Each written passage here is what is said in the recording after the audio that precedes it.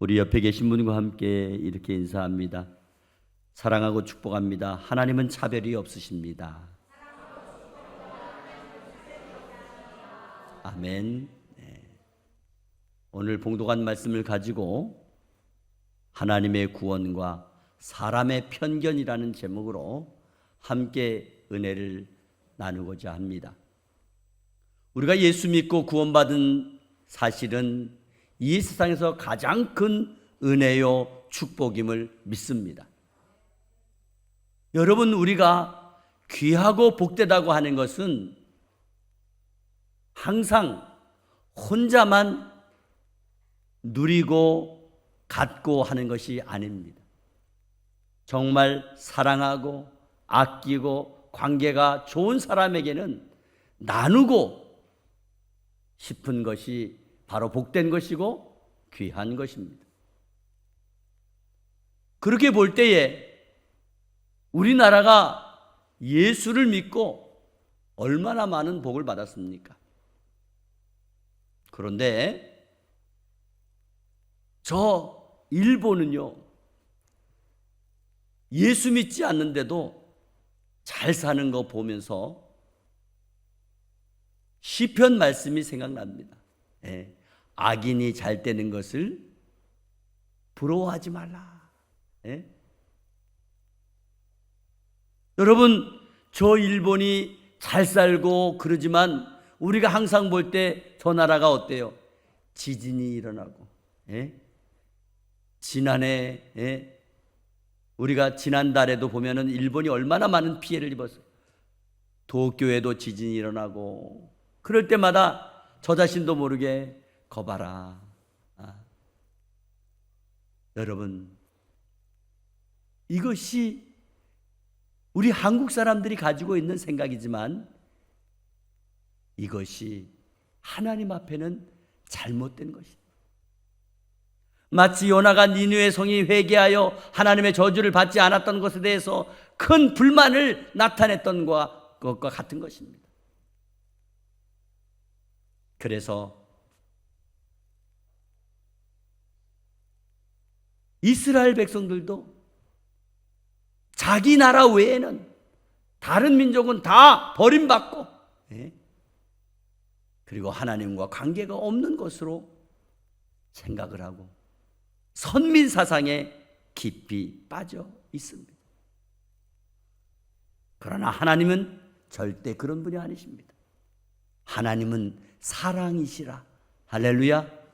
하나님은 사랑이십니다. 하나님은 이 세상을 사랑하십니다. 요한복음 3장 16절에 하나님이 세상을 이처럼 사랑하사 독생자를 주셨으니 이는 그를 믿는 자마다 멸망하지 않고 영생을 얻게 하려 하심이라 분명히 말씀했습니다. 그렇습니다. 완전하신 하나님을 폭넓게 만나시고 의지함으로 그분께 받는 은혜가 풍성하기를 간절히 바랍니다. 첫째로 환상으로 베드로 사도를 찾게 하신 하나님. 오늘 본문 말씀은 하나님의 구원의 경계나 차별이 없다는 것을 전하고 있습니다. 가이사라에 고넬료라고 하는 로마 군대 백부장이 있었습니다. 이 사람은 경건한 사람으로 온 가족이 함께 하나님을 두려워하고 섬기며 유대 사람들에게 구제를 많이 베풀었고 하나님께 항상 기도하는 사람이었습니다. 그가 오후 3시쯤 정한 시간에 기도하는 중에 환상을 보았습니다. 그 환상에서 하나님의 천사를 만난 것입니다. 사도행전 10장 4절에서 5절 말씀에 천사가 내 기도와 구제가 하나님 앞에 상달되어 기억하신 바 되었으니 내가 지금 사람들을 요빠에 보내어 베드로라 하는 시몬을 청하라 하는 음성을 들려줍니다. 전혀 만날 수 없는 그런 사이인데 오늘 천사가 고넬료에게 베드로 사도를 만나라고 하는 음성을 들려주시고 베드로를 청하라고 말씀합니다.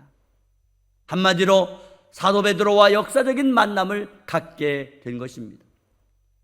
이 말씀을 보게 되면 고넬료라고 하는 사람은 그저 착한 이방 사람 정도로 평가할 수도 있습니다. 하지만 그 당시 로마 황제가 지배하고 있던 시대에 가이사라라고 하는 지역은 황제의 도시로 로마의 축소판처럼 황제의 통치 방식이 그대로 적용되고 있는 지역이었습니다.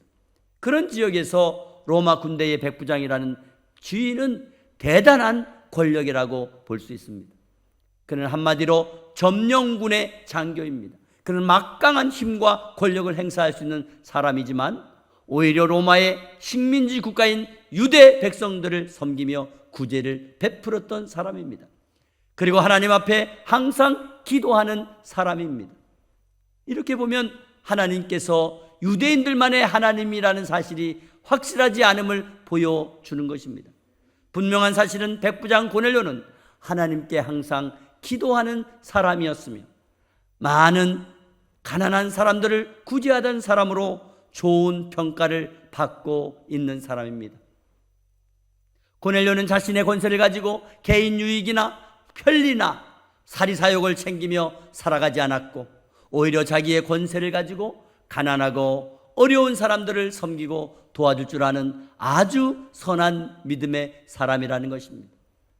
솔직히 권력과 돈으로 자기만의 개인적인 삶의 왕궁을 높이 쌓아가는 것은 어느 역사, 어느 시대나 인간의 근본적인 욕망이라는 것을 알 수 있습니다. 특별히 권세와 권력을 잡은 사람들은 각종 이권을 이용해서 자신의 배를 채우며 살아가는 일이 비일비재했던 과거 시대에 반해서 아주 선한 모습을 고넬료는 보여주고 있는 것입니다. 역사를 거슬러 올라가면 자기 이권을 이용하여 욕심을 채우는 일은 암암리에 관례적으로 또는 통례적으로 내려오는 당연한 사례였습니다. 그러나 이런 면에서 고넬료는 지위가 높은 사람이면서도 하나님을 두려워하고 잘 믿는 사람이었습니다. 식민지를 살아가고 있는 유대 민족의 배고픔과 서러움을 달래주던 사람이었으며 자신이 누릴 힘과 물질을 가난한 유대인들에게 나누어주는 참 그리스도인이며 예수 정신의 삶을 살아가고 있는 사람이었습니다. 하나님의 천사는 고넬료에게 베드로 사도가 무두장이 즉 모피의 털과 기름을 뽑고 가죽을 부드럽게 다루는 일을 업으로 삼고 있는 가죽 만드는 가죽 전문가 시몬의 집에 머물고 있다고 밝혀주면서 고넬료의 집으로 초청하도록 권했습니다. 천사의 말대로 고넬료는 2명의 하인과 부하 가운데 경건한 병사 하나를 불러서 베드로 사도를 모셔오도록 요빠로 보냈습니다. 고넬료가 보낸 사람들이 요빠에 이르렀을 때 베드로 사도는 기도하려고 지붕에 올라갔습니다. 정오 시간에 기도하고 있는데 바로 그때에 베드로 사도가 환상을 보게 되었던 것입니다. 하늘이 열렸습니다. 그리고 큰 보자기 같은 그릇이 4귀퉁이에 끈이 매달려 가지고 땅으로 내려온 것을 보았습니다. 그 안에 들여다보니까 온갖 4발 짐승들과 땅에 기어 다니는 것들과 공중의 새들이 골고루 들어 있었습니다. 그때 베드로에게 하늘로부터 음성이 들려왔습니다. 일어나서 잡아먹어라. 일어나서 잡아먹어라. 그러자 베드로는 고개를 절레절레 저으며 저는 먹을 수 없습니다. 먹을 수 없습니다. 이 속되고 이 부정한 것은 한 번도 먹은 일이 없습니다. 라고 거부했습니다. 그러자 2번째 음성이 들렸습니다. 하나님께서 깨끗하게 하신 것을 속되다고 하지 말아라. 이러한 일이 3번 반복된 뒤에 그 그릇은 갑자기 하늘로 올라갔습니다. 인간의 편견을 지적하는 그 환상은 베드로 사도에게 새로운 일을 시도시키는 목적이 있었던 것입니다. 지금까지 인간을 옥죄고 정죄하며 제한된 율법의 틀에서 벗어나 새로운 신앙적 목표와 변화를 꾀하는 하늘의 메시지가 선포되고 있는 것입니다. 백부장 고넬료에게 환상 중에 나타난 천사가 하나님의 의도적인 메시지를 편견으로 가득 찬 베드로 사도를 만나게 하시고 환상에서 초청하게 하셨던 것을 전해주게 하므로 연결이 되게 하시는 것을 알 수가 있습니다. 베드로 사도의 환상에서 하늘에서 내려온 큰 보자기 같은 그릇은 여성적인 용기라고 볼 수가 있습니다. 그 그릇 안에는 구약 성경에 말하는 특히 유대인들이 부정하고 그래서 먹지 않는 그런 동물들이 들어 있었습니다. 그러나 하늘의 음성이 그것을 먹으라고 했습니다. 먹으라고 했습니다. 이것을 1차적으로 베드로 사도에게 있어서 율법적인 기준을 바꾸시기 위한 요청으로 볼 수가 있습니다. 베드로 사도가 억압적으로라도 지키려고 했던 그 율법의 본능을 바꾸시려는 하나님의 의도가 담겨 있다는 것입니다. 이것은 베드로의 복음적인 편견을 바꾸어 가기에 충분한 내용이 담겨 있습니다. 그리고 2차적으로는 베드로의 율법적인 편협성을 깨트리고자 하신 것입니다. 그동안 부정함과 정함의 경계를 허물기 위해서 하나님의 메시지가 담겨 있다고 볼 수 있는 것입니다. 베드로 사도가 스스로 깨기 힘들었던 금기이자 허물 수 없는 율법의 원칙과 같은 부정한 음식에 대한 경계를 먹을 수 있도록 강제하고 있는 환상이라는 것입니다. 자아가 합리적으로 만들었던 율법의 경계선을 넘어설 수 있도록 하나님께서 베드로 사도의 영적 세계관과 복음의 가치를 철저하게 무너뜨리고 있는, 거기에 의미를 강력하게 포함하고 있는 것입니다. 때때로 저와 여러분에게 꿈과 환상과 뜻밖의 사건들은 우리 인간이 가지고 있는 편견과 가치관을 변환시키기 위한 하나님의 개입으로 받아들일 수 있기를 바랍니다. 이미 길들여져 있는 의식을 강제로 변환할 수 있도록 유도함으로 하나님의 구원의 뜻을 실현하게 하시는 것을 믿으시기를 바랍니다. 저와 여러분의 인생을 살다 보면 우리를 더 발전시키는 꿈과 환상과 비전을 뜻밖의 사건 현장을 통해서 보여주실 때 완전하신 하나님의 응답으로 받아들이는 저와 여러분이 되시기를 간절히 바랍니다. 두 번째로 베드로 사도의 편견을 깨뜨리시는 하나님이십니다. 오늘 고넬료가 보낸 사람들과 베드로 사도가 만났습니다. 베드로 사도는 그들과 함께 가이사라로 가게 되었습니다. 그리고 백부장 고넬료는 그동안 천사와 만났던, 환상 중에 만났던 그 이야기를 베드로에게 들려주었습니다. 사랑하는 성도 여러분, 베드로 사도의 편견을 깨시는 하나님께서 저와 여러분 가운데 임하심을 알아차리시고 그때가 바로 저와 여러분을 변환시키시고 기존의 묵은 율법적인 고정관념을 갱신할 때임을 인식하여 살아갈 수 있기를 간절히 소망합니다. 우리가 신앙생활을 하다 보면 의외로 무서운 죄가 있습니다. 그 중에 하나가 편견입니다. 우리가 별로 죄로 여기지 않고 살아갈 때가 많이 있을 것입니다. 하지만 성경 말씀은 편견을 내려놓게 하는 복음을 오늘 베드로 사도를 통해서 가르쳐주고 있는 것입니다. 하나님께서는 복음에 대한 잘못된 편견을 바꾸시도록 권면하고 있는 것입니다. 우리가 잘못된 편견을 가지고 있으면 더 중요한 것을 놓칠 수가 있기 때문입니다. 그러므로 복음은 진리가 왜곡되지 않도록 해야 하는 것이 중요한 것입니다. 오늘 본문 말씀에 보면 하나님께서는 베드로의 편견을 고쳐주고 있습니다. 그리고 이방인 고넬료를 만날 수 있게 하셨습니다. 그 편견의 해결 방법이 무엇이었습니까? 하나님의 영원 사랑과 하나님의 구원의 눈으로 바라보게 하시는 것임을 믿으시기 바랍니다. 오늘 본문에 보면 하늘에서 베드로에게 먹으라고 보자기에 싸서 내려왔을 때 베드로가 계속 먹지 않겠다고 거부했습니다. 그때 15절 말씀입니다. 또 두 번째 소리가 있을 때 하나님께서 깨끗하게 하신 것을 내가 속되다, 내가 더럽다 하지 말라 하더라. 그렇습니다.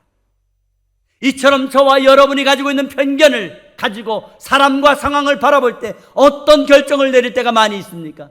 우린 먼저 사람을 바라볼 때 하나님께서 그를 어떻게 보실 것인지, 하나님께서 과연 그 영혼을 사랑하고 있는지, 이런 생각을 먼저 해야 될 줄로 믿습니다.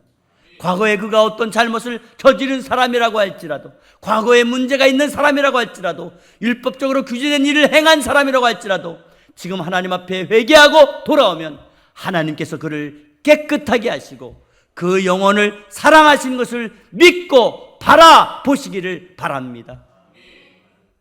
그러므로 우리도 마땅히 모든 사람을 하나님의 사랑으로 받아들여야 될 줄로 믿습니다. 편견을 버리고 선입견을 버리고 다 받아들여야 됩니다. 우리는 그리스도 안에서 한 형제요 한 자매임을 흔들리지 말아야 됩니다. 한 번은 어떤 이유에서인지 몹시 화가 나 있는 흥분된 남자가 있었습니다. 그는 분을 이기지 못해서 갑자기 창고에 들어가더니 전기톱을 들고 나왔습니다. 그리고 자기의 왼발을 절단하려고 했습니다. 그때 마침 지나가던 한 행인이 그런 모습을 보고 깜짝 놀라 달려와서 붙들고 말렸습니다. 아니, 여보세요. 왜 멀쩡한 발을 절단하려고 합니까? 왜 그러세요? 그러자 흥분한 남자는 씩씩거리며 이렇게 말했습니다. 아, 글쎄 이 왼발이 자꾸 오른발을 밟길래 내가 단단히 주의를 줬습니다. 그런데 오늘 또 오른발을 밟지 않았습니까? 나는 이제 더 이상 참을 수가 없습니다. 흥분된 남자의 말을 다 들은 지나가다가 말리던 행인은 어이가 없다는 듯이 한마디를 던지고 가던 길을 갔습니다. 에이, 내 살다 별 미친놈 다 보겠네. 그래, 절단하고 싶으면 절단해. 그래봤자 자기 다리 자르는 거지. 에? 자기 손해지. 자기가 장애인 되는 거 좋은가 보지. 에이, 미친 X. 여러분, 멀쩡한 왼발이 실수했다고 절단해 버리는 사람, 이 사람 제정신이 맞습니까? 정상이 맞아요? 미친 사람이죠. 로마서 12장 5절 말씀에 이와 같이 우리 많은 사람이 그리스도 안에서 한 몸이 되어 서로 지체가 되었느니라. 할렐루야. 예수 믿는 성도는 그리스도 안에서 한 형제요 한 자매임을 믿으시기 바랍니다. 구원받은 성도들은 그리스도라고 하는 머리에 붙어있는 한 지체라는 말씀입니다. 한 지체된 성도는 예수 그리스도의 십자가의 은혜로 구원받은 모든 사람은 한 몸이라는 사실, 그러므로 결국 한 몸이기에 아파도 같이 아프고 슬퍼도 같이 슬프고 기뻐도 같이 기뻐야 되는 것이 아닙니까? 그러므로 편견을 가지고 서로 다투고 부정하고 미워하고 거부하는 사람은 오늘날 자기의 오른발을 밟았다고 왼발을 절단하겠다고 하는 미친 사람과 똑같은 사람이 된다는 것입니다. 그렇습니다. 하나님께서는 오늘 베드로 사도에게 예수 안에 있는 모든 사람이 한 지체임을, 한 가족임을 인정하고 함께하기를 원하시고, 베드로 사도가 무두장이의 집에 머물게 하셨던 것도 이미 베드로 사도가 율법의 틀에서 벗어난 행위를 하고 있다는 것을 알게 하시고, 모두가 그리스도 안에서 한 지체임을 스스로 밝히도록 깨닫게 하신 줄 믿습니다. 사랑하는 성도 여러분, 우리 모두 조용히 하나님 앞에 기도할 수 있기를 바랍니다. 오늘 본문의 말씀은 하나님께서 베드로 사도에게만 주신 말씀이 아닙니다. 오늘날 21세기에 저와 여러분에게도 주신 말씀인 줄 믿습니다. 얼마나 많은 사람이 편견 때문에 고통을 당하고 상처를 받고 외면당하고 있는가를 알아야 합니다. 복음은 차별이 없음을 알아야 합니다. 오늘날 누구와 불편한 관계를 유지하고 계십니까? 혹 편견 때문은 아닙니까? 저와 여러분의 신앙적인 편견 때문에 사람을 함부로 판단하거나 인간의 기준과 잣대로 재고 스스로 멀리하거나 구원의 대상에서 제외된 영혼은 없으십니까? 율법적인 편견이나 인간적인 도덕과 윤리의 편견을 버리시고 오직 살아계신 완전하신 하나님 사랑의 구원의 계획에 따른 복음으로 사랑과 은혜와 간용으로 화평을 이루며 복음의 능력과 권세가 더욱더 멀리 더욱더 크게 뻗어나갈 수 있도록 쓰임받는 저와 여러분과 평강의 교회 지체가 되시기를 주 예수 그리스도의 이름으로 축원합니다. 축원합니다. 살아계신 하나님 아버지, 우리가 구원받고 하나님의 자녀된 것 너무나 복되고 귀한 것입니다.